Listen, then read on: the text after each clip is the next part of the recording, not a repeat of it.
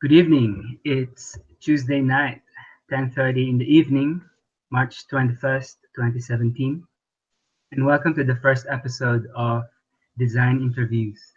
In this series, I'm going to show you what we designers do, which is really interview people so we can design products better. What better way to do it than to actually talk to the intended customers and users of the products we are designing. So our first guest for this series is Melissa Kian. Hi, Mel. Hi, how are you? Hey, whereabouts are you right now? I'm in Sydney. Awesome, awesome. We're both in Sydney. A lot of Oh, my other shows are from different countries. We're all joining in from different nations, but we're both in the same city. So maybe I'll just get straight into it. The first question I have is, you used to travel a lot, right? yeah, yeah, I have. Yeah. And what are the best things you like about travel? I love the freedom of Mm, moving around, unfettered movement, and I love experiencing different cultures and different points of view. mhm. Yeah, I think that's what I love. So more than seeing monuments or going to places, I like to meet with people Awesome. and see different points of view. Cool. And are there any like things that from your travel experience that made you say, "Wow, that's amazing." Not in terms of the destination, but the services or products that you've used in your travel that really you went and you go and went, "Wow, that's an amazing thing," or "That's an amazing service, it's an amazing airport," or whatever. Other things Yeah, that Japan has some pretty amazing, pretty amazing stuff. okay, like what? Um, if you've ever used a Japanese toilet, I haven't, but I've seen it in YouTube. it's multifunctional. They've got some great little products, and I think China has some pretty amazing products as well. Mhm. I think some of the things that you see in China, although it's not a luxury product, it's the service, it's the service mindedness, I think, that makes the difference. Where you might be on a train and you're commuting, but people will walk around with a cart offering beverages and drinks.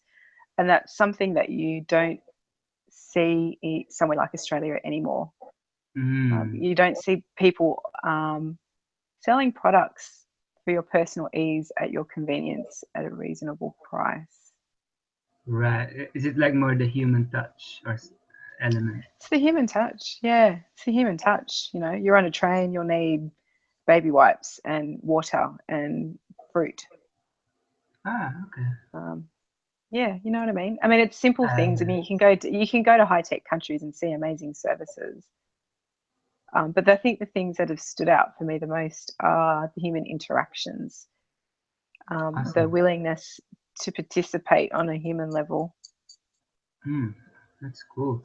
And are there like particular companies or brands that you like or admire or like using in terms of the I, travel space? Yeah, in terms of travel and space, yeah, I mean they like companies that provide services related to your traveling.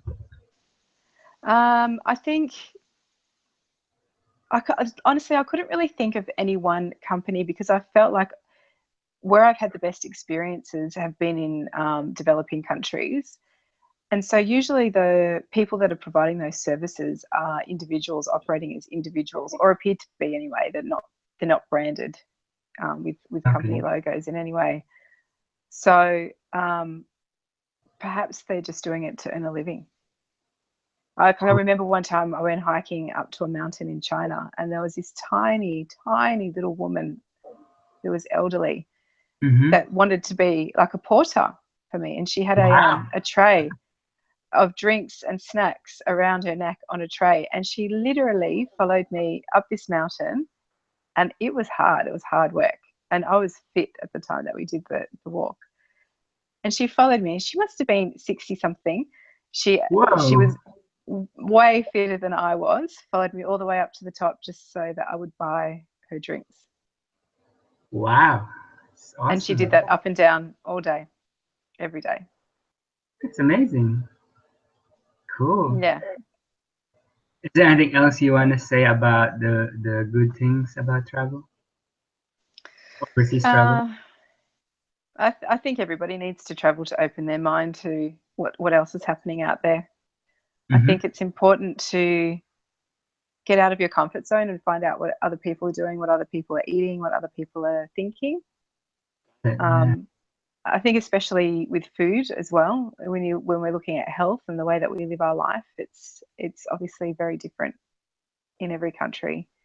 So I Mm, think it's important to have a balanced perspective on what people are told is a healthy way to live, mm, and mm, mm.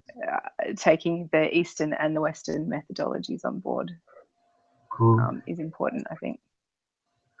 Can you give like a specific example where another country is quite different from the Australian way of life? You know, the ideal, I should say, Australian way of life. That's different when Yeah. you. Well, in Australia, if you have a headache and you go to the Mm-hmm. doctor, they'll give you pain medication. Yeah. You might go back 50 times with a headache and they'll continue to give you pain medication, and then they'll x-ray your head, Right. eventually looking for something, right? So they'll expose you to radiation to look for Mm. tumors or whatever, right? With Yeah. neurological disorders. In China, they might sit down and look at pressure points and profile you in a different way, so that instead of just looking at that one symptom, they're looking at the way that the rest of your body is functioning and trying to collect information about varying symptoms and then using natural remedies to deal with that. Mm, mm, mm. And so I guess that's missing from a lot of what we do here, unless you're seeking that out through your own sources for naturopaths or Yeah. iridologists. But these are things that are not, I guess, followed by the mainstream, Yeah. Australian mainstream. Yeah. Got it. So I think that's important because in Australia, where doctors are supported and obviously sponsored a lot of the time by Big Pharma, Yeah. Yeah.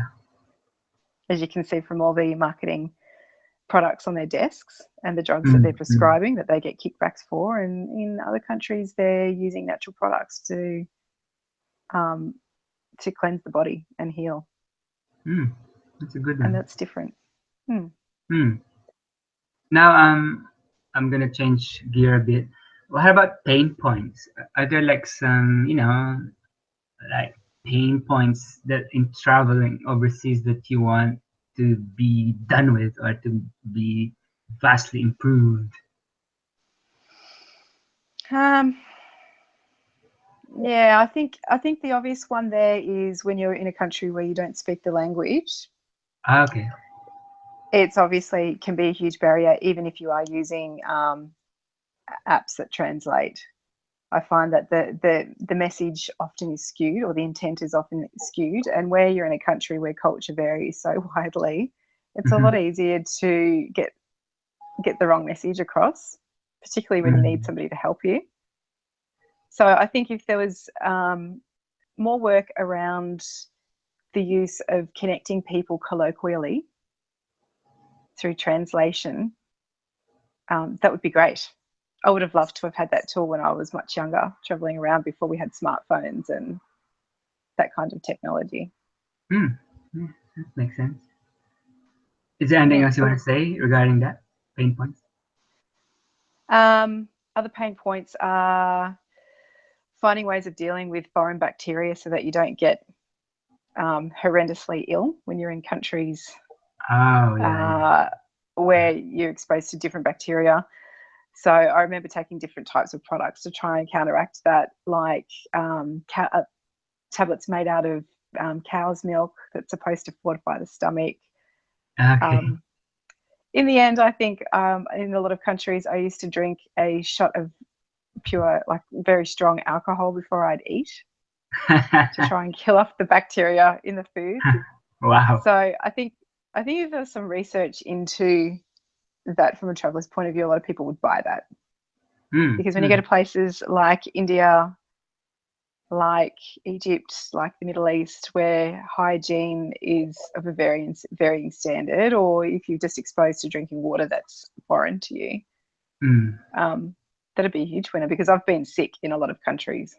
Yeah. Cool. Yeah. Anything else? Yeah. In addition to pain points? Pain points.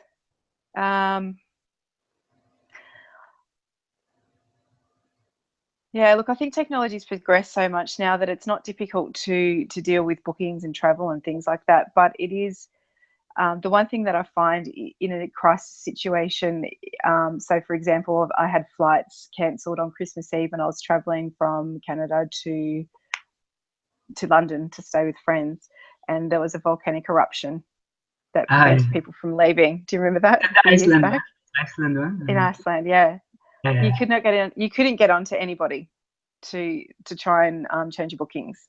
So that was something that was really difficult, because you had to rebook flights much later. And in fact, I think I actually had to book a whole new set of flights, because they used a force majeure clause on the tickets to justify not giving out more free tickets. So that was, I think airlines need to collaboratively work on the way that they respond to emergencies and the way that we access their services in different time zones.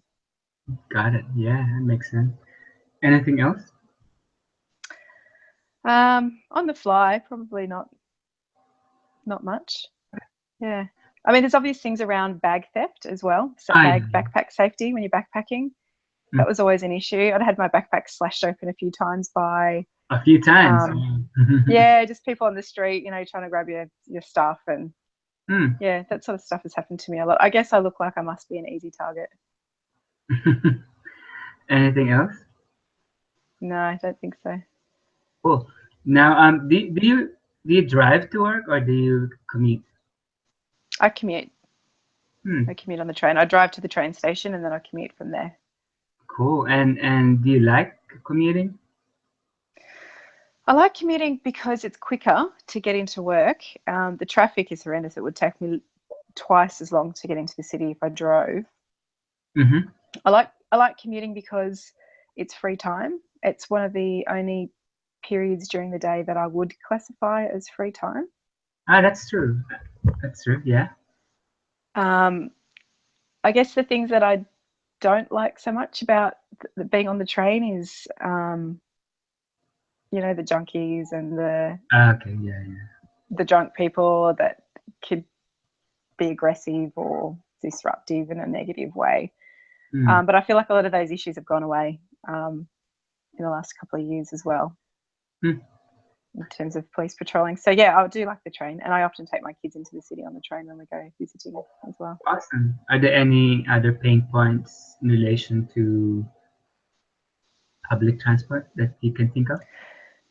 Yeah, that's right. I mean, there's not in the suburbs. There's not enough parking facilities at a train station. So that's the first obvious pain point. Is you will have to drive often to get to the train station because the bus services are so unreliable, and probably you're dropping kids off to daycare and what have you before you go to the train station anyway. So that's an issue that needs to be addressed, and it seems like every time they do something about it, they kind of think halfway to where they need to be, without really factoring in population boom. So they might spend,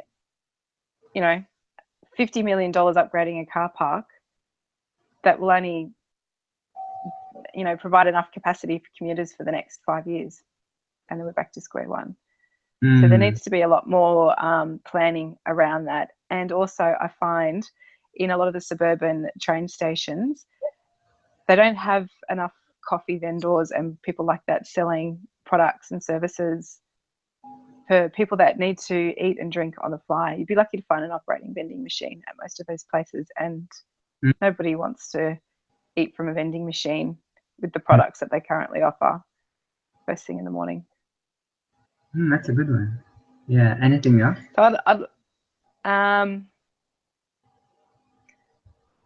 think with the trains are pretty good with running on time, but again, when it's raining, Yeah. Where do you go? A Ah, lot of like suburban shelter or train something. stations, there's Yeah. no shelter. That's right. There's no shelter.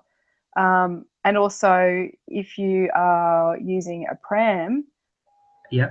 or you're in a wheelchair, or you've got something that you're dragging along behind you that's heavy, it's very Mm-hmm. difficult to get up a wet ramp. So they haven't really thought that through on a lot of platforms. A lot of train stations don't have lift access. Yeah. And also on a lot of trains, particularly along the airport line, there's a inconsistent gap between the platform and the actual train itself. So if you have Ah, a okay. pram or you're in a wheelchair or anything like that, it can be very difficult to get up in some of those spots, and they Hmm. need to really work on that. Yeah, that's a major infrastructure project, I understand, but it does make it unachievable for some people to catch the train from certain train stations. Cool. Anything else? Yeah. Wi-Fi. What? Ah, yeah, Wi-Fi yeah. Yeah, Wi-Fi isn't great, especially on Mm. the airport line where a lot of people are commuting for business. I think it needs to be developed and it needs to be much stronger. But I also think that there's a lot of fun that's missing from commuting. So when you're looking at Mm. countries like Germany, you can get onto trains at varying carriages that offer different services. So, for example, one carriage is a quiet carriage. Yeah. Another carriage is a social carriage. So you might connect with people playing games through your phone on a Okay. carriage, or it might be you get on this carriage and you're considered to be somebody that's happy to talk to people around you. Ah, yeah. So Cool. I don't understand why we don't have that. We should have that True. here, Yeah. because literally every person on the train has a phone in front of their face. Yeah. Yeah. That's true. Anything else Yeah. you could? Um, no. Cool. I'll tell you one thing that I really love about catching the train, actually, is Yeah. that there's a Yeah. guy that often gets on my train that plays guitar and sings for people, He and he's plays not guitar. busking. He plays Yeah. guitar and talks to people and He sings. Yeah, he sings. sings. Yeah, he sings. Ah, Yeah. just for the pleasure He's of not it. There's but not money or just for anything. the pleasure of it. Yeah, Nice. that's I right. like Yeah. it. It Yeah. brings Yeah. joy. Cool, huh? It brings joy to people, right? Yeah. Brings joy Awesome. to people and it gets people talking. Yeah. Ah, Communicating. cool. That's good. Yeah. It is cool. Uh, we're gonna switch gear again. um, do you go to the beach a lot? Usually, yep, we do. Yep. Mm. And do you go We alone do. or with other people? I usually go with my family Huh? when we go. So I have 3 kids Ah, okay. and Yeah. my husband. So yeah, we usually go to the beach as much as we can during summer. Mm-hmm. And are there like things that could be done better in terms of safety or protection for you and your family around the beaches? Yeah, well, I just had a pre-skin cancer cut out of my arm, and I'm Yeah. probably about to get another 30 of them iced off my body. So I guess 30. yeah, there's a lot. Wow. Okay. So I guess for somebody that's got pink skin like me, skin cancer is a major concern, a major health concern, and it's something that concerns me about for my kids as well, even though they're all olive skin. Mm. And I'm a kid that grew up with a father that had the same problems. So, you know, we grew up really understanding the guidelines around sunburn. And Mhm. I'm not somebody that has had many sunburns, a lot of sunburns, Yeah. and I still have had to deal with that. So the issue that I have with the sunscreens that are out on the market is that a lot of the product put into the sunscreen in itself is carcinogenic. So the So actual sunscreen themselves. Okay. Wow. is carcinogenic. So Mm. I would have to find a natural product if I didn't want to put that into my body. And then the issue with that is that it's usually a zinc-based product that doesn't rub in, doesn't absorb. So So it's literally like wearing white zinc on your nose that doesn't rub off. okay. Um, It's like wearing, baby rash cream all over your body, Is that the white essentially. So thing we see in people? yeah, the Mm. one that doesn't rub in. Mm. So while that's effective and it works, it does also get all over your clothes and it doesn't look very nice. So I think if somebody was to design a product, and I haven't used one, that's great. There may be already one on the market, but if somebody could design an organic sunscreen that was fully absorbing and something that you didn't have to reapply every hour, I would love that. So sun And protection something that is was, a major thing for you. look, it's got to be for everybody, I think, at the beach. It has to be for everyone. And every time we go to the beach, we've armed with a load of stuff that we need, tents and this and that. And, the size of my hat is ridiculous. It covers almost right across my shoulders. But the other obvious thing is, I guess, is around water safety. Water safety, okay. Yeah, and some of the best beaches in Sydney are quite rough surf beaches. Yeah. As well. So the most picturesque beaches, anyway, are the rugged surf beaches that are really difficult to swim in. So that's the other thing that we battle with in Australia as well, and that's, I guess, one of the things that tourists grapple with when they come here too, because I think Australia, land of the the amazing beaches, and then don't understand how strong the currents are and go out swimming and have problems. So so there needs to be better education around swimming. I think there needs to be a mandatory swimming requirement for all school students from a young age. But I think all schools need to be teaching swimming. So if parents can't afford to take their kids to swimming classes or don't have the skills to teach their kids themselves, that somebody needs to be doing that. Because all it takes is for you to take your eyes off your kid for a split second in the beach, just for a split second, and they could get washed out underneath. Yeah.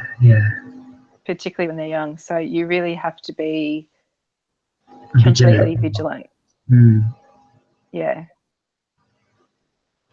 Anything else? Yeah. Yeah, like I think the beaches here, the thing that I love about the beach is that it's particularly where I am down near the south coast, because I'm sort of south, and the beaches that we go to usually are in the national park, Royal National Park. Oh yeah. Which where all the rugged, beautiful beaches are. But then there's nothing down there other than the beach. A lot of those places aren't built up with services. Shops and cafes. No shops, no restaurants, not many amenities. There's an opportunity to develop, not overdevelop, but there's an opportunity to develop a lot more and to create a lot more for the people, even just for the locals that go down there. I mean, when you look at the way that beaches in the rest of the world are set up, they have, you can hire cabanas and you can hire, there's always vendors walking around with drinks and whatever it is that you need, but we don't have that here. Unless you're at a city beach and you can just run across the street to get something. But in places like the national park, you don't find that. Yeah. So you have to bring everything with you, and the chances are, you're going to have, an esky, a tent, and toys and towels and all that stuff with you, right? And the chances are it's going to be really hot when you're there as well, and the sand's going to be really hot.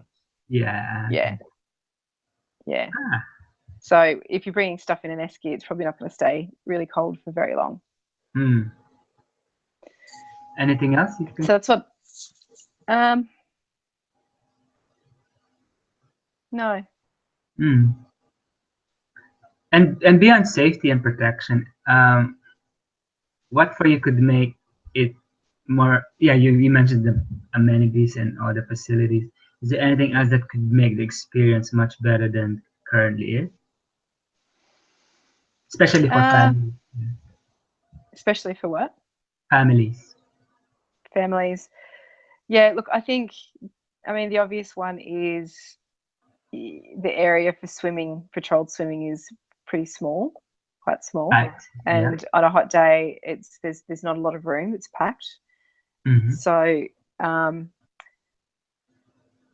I think maybe surf life clubs could be enhancing the use of drones to deal with safety issues at beaches, rather than sending people out and having people on the beach patrolling rather than out on the water patrolling. So I know that's something they do a lot in the northern beaches, but it doesn't sound like something that they do in the south coast. Mm-hmm. And there are issues with sharks and rips and currents and all that, the same sort of issues down there as well. So I feel like they chew up too much of their man time by doing unnecessary patrols that a drone could manage. Oh, yeah. Interesting one. Particularly if somebody is if you're in an area where it's choppy, there's big waves, it's hard to see beyond the break, they could be using that kind of technology rather than rolling a boat and looking for somebody and just going around in circles. So when you go to the beach, your kids use like boogie boards and all that, or with my oldest son I do, but not with the two younger ones, because they're not ready for that now. But if I was just going out to have a swim, I would use a boogie board, and the kids have got heaps of stuff like floaties and noodles and all of those sort of toys that they wear as well, which is important. And I think I haven't seen a great safety vest or a floating device for a child in the ocean that's suited to a surf beach. So if there was a design, and so when you get into a lifeboat off a ship or a boat, and they have life vessels designed so that you can turn upside down and roll and roll and roll, and it's watertight, and you don't capsize. If they could find a device like that for children at the beach, I think that would be great. So that you could always be, so that they could have stability in the water, but also if they were to be barreled, if they got sucked out and barreled, they'd always find right way up quite quickly. So something that was weighted, or I don't know how that would be done, but I would buy that. Cool. Because again, if you took your eyes off your kids for even just a split second, or if you were overwhelmed by an unexpected wave. Yeah, both of you can't really. Yeah, that's a good one. These things happen, yeah. And how about beachwear? Is there like, you think things can be improved in that respect?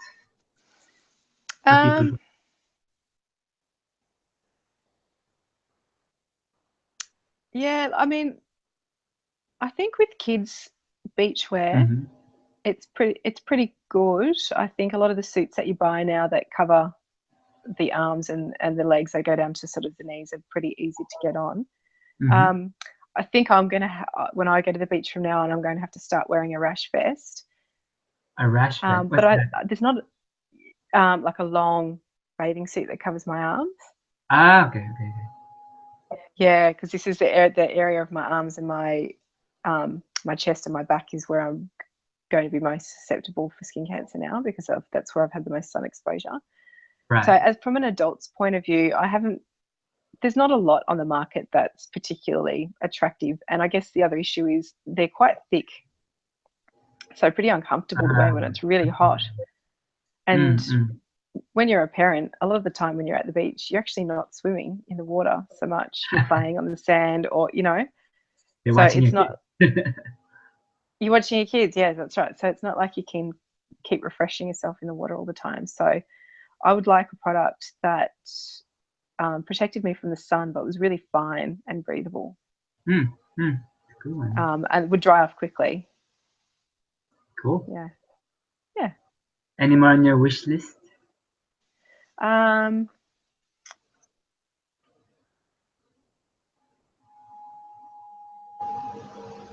I can't think of anything else. But also probably I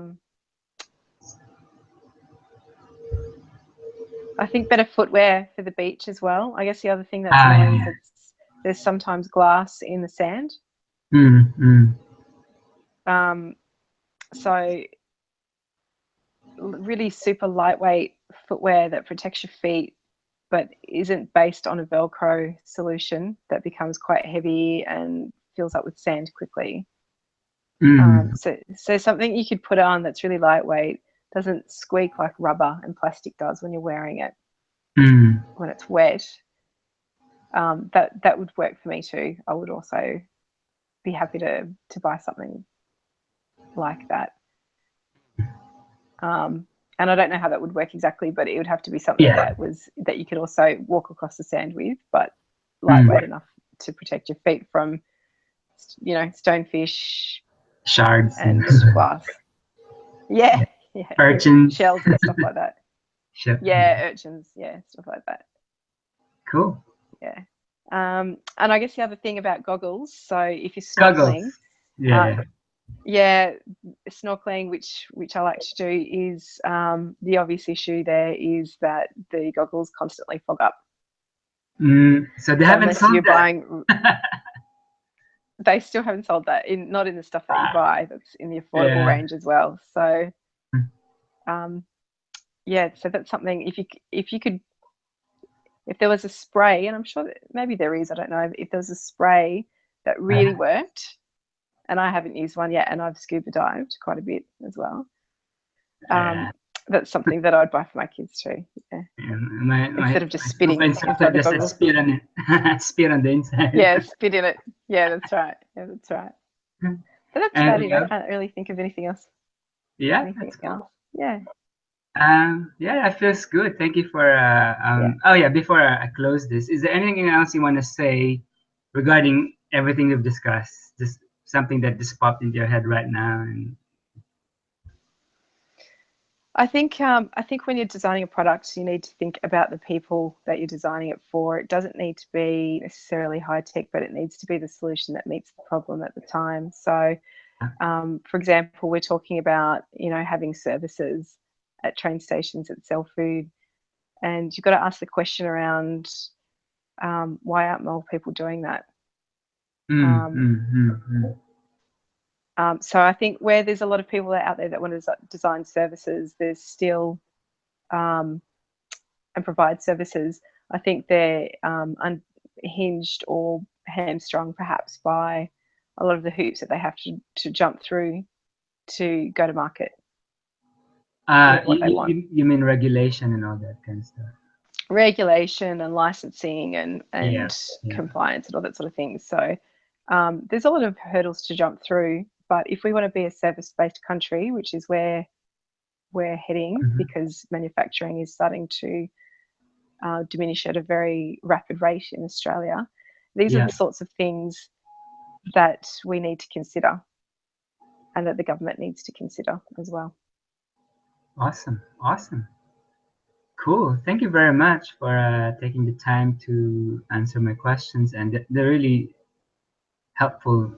I got a lot of stuff from what you said, and feel free to reach out anytime when you have some more. You can message me or whatever if you have other ideas or other questions. Thank you. Okay, you're welcome. Thank you.